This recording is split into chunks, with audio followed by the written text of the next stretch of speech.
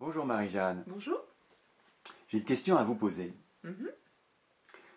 Chaque fois qu'on sort se promener ou faire des courses, ma femme croit que je regarde les autres femmes ou que je provoque les regards pour tenter de les séduire, alors que je ne fais que me promener avec elle paisiblement. Comment faire pour lui enlever cette idée de la tête? C'est pénible, hein. C'est pénible ça. Dans ce que vous me dites, vous n'êtes pas, vous, dans une attitude de séduction ou d'infidélité, hein, c'est ce que vous dites.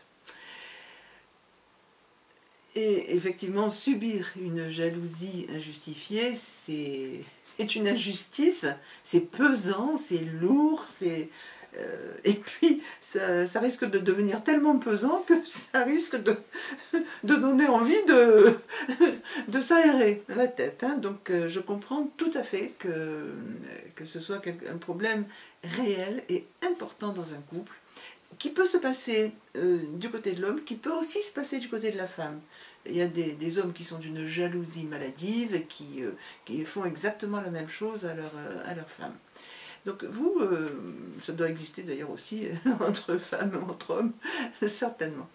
Donc l'idée, là je pense que c'est vraiment quelque chose dont on doit parler.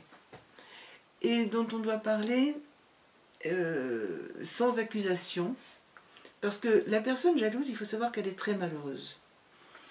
Donc si on l'accuse de sa jalousie, on ne fera que augmenter le problème, parce que c'est encore lui dire mais tu vois pas que tu me casses les pieds, que tu es jalouse, que c'est pas possible, etc. Et la personne va se sentir encore plus dévalorisée. Donc il faut comprendre le phénomène de la jalousie dont je parlais dans une autre vidéo. La jalousie est vraiment synonyme de malaise et de manque de confiance en soi.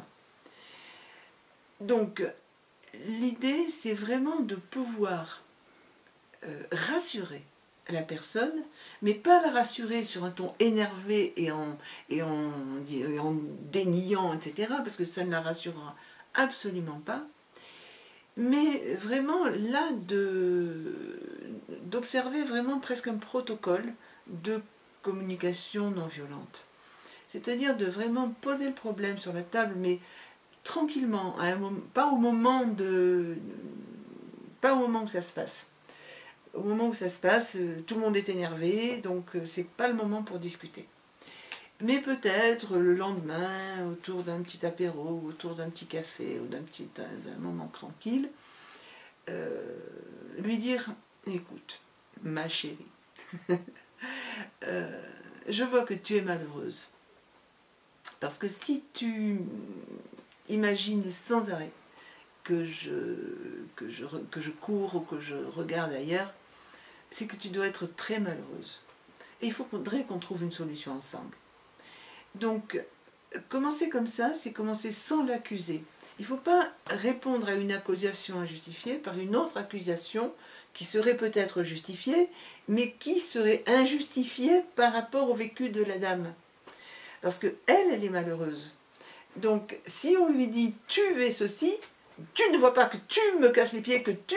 Mais enfin, ça suffit, mais je fais rien de mal et tout. On va réappuyer sur sa blessure. Donc l'idée, quand on est un couple qui s'aime et dans lequel on essaye de continuer une histoire ensemble, hein, puisque vous ne me poseriez pas cette question si vous n'aviez pas l'envie de continuer cette histoire. Donc l'idée, c'est vraiment de pouvoir mettre le sujet sur la table, mais vraiment avec beaucoup de tendresse et beaucoup de sincérité, en disant mais de quoi tu as peur? Qu'est-ce qui fait que tu as peur comme ça? Qu'est-ce qui te rassurerait? Mais attention, ce n'est pas parce qu'on vous demanderait de rassurer en montrant le portable, en montrant ceci, en donnant des preuves, que vous devez aussi vous y soumettre. Parce que sinon, ça devient infernal et vous donnez tout pouvoir à quelqu'un pour contrôler votre vie.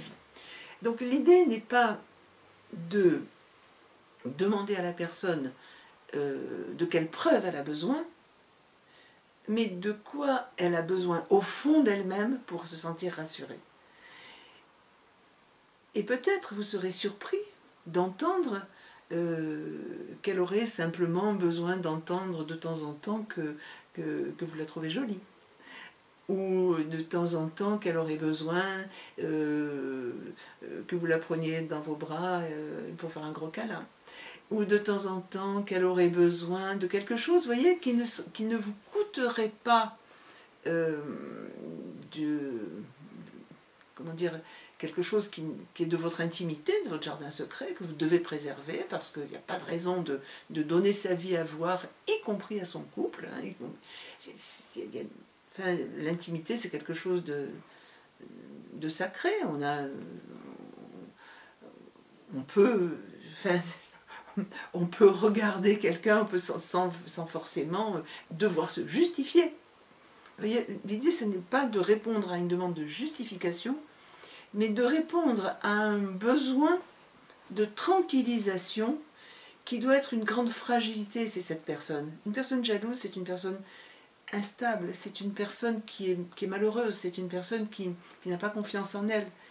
Peut-être la question à se poser dans ces cas-là, c'est qu'est-ce que je peux faire pour l'aider à reprendre confiance en elle, sans que moi, ça m'oblige à dévoiler, à donner tout mon agenda, etc. Je recevais l'autre jour un homme, justement, qui était tout à fait dans votre cas, et qui me disait, alors je lui montre mon téléphone, je lui montre mon agenda, je lui dis où je suis, je réponds sans arrêt ses textos. C'est infernal. C'est infernal, on ne tient pas longtemps comme ça, il y a un moment où on va exploser, et là ça va être grave. Donc je pense que c'est important vraiment, tant qu'on est en état de le faire gentiment, de poser vraiment la question sur la table, en communication non violente. Hein, j'ai écrit des bouquins là-dessus, donc il y a plein d'exemples là-dessus, comment on va désamorcer le problème sans accuser l'autre, mais sans soi-même soit se justifier, soit donner des preuves. On n'est pas, c'est pas un flic et je ne dois pas me justifier, quoi. C'est infernal sinon. Donc je comprends que la situation est compliquée pour vous, mais je pense qu'il faut toujours penser, si vous voulez continuer ce couple de manière agréable, que la personne qui est jalouse est une personne en difficulté aussi. Donc si vous avez envie de continuer une belle relation avec cette personne, il faut arriver à diminuer sa difficulté. Encore une fois, je répète, sans avoir à vous justifier. Donc, en vous posant des questions, en lui posant des questions, avec beaucoup de tendresse, avec beaucoup de câlins, et normalement, je pense que ça devrait pouvoir aller beaucoup mieux. Voilà, à bientôt.